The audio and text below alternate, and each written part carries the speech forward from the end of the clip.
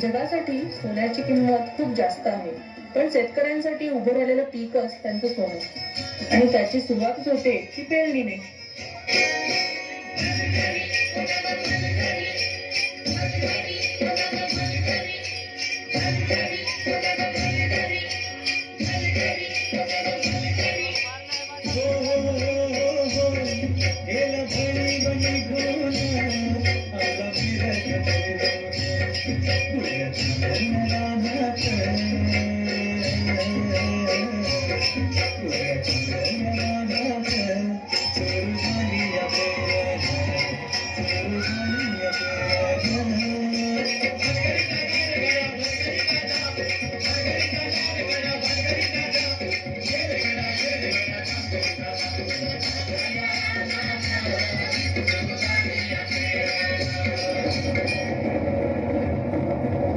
अवकाळी आलेल्या पावसानं शेतकऱ्यांचं मोठं नुकसान झालं. हातातोंडाशी आलेला घास हिरावल्यानं नैराश्यातून शेतकरी आत्महत्येच्या दिशेने निघाले. कष्टानं पिकवलेलं शेत आडवं जाण्यात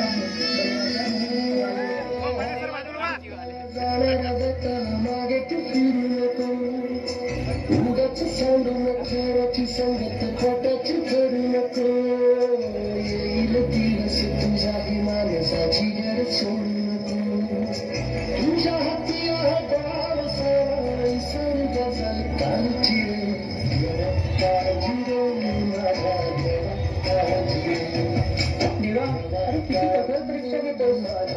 यांना जिंकण्याला बळ दे, हातात शक्ती दे.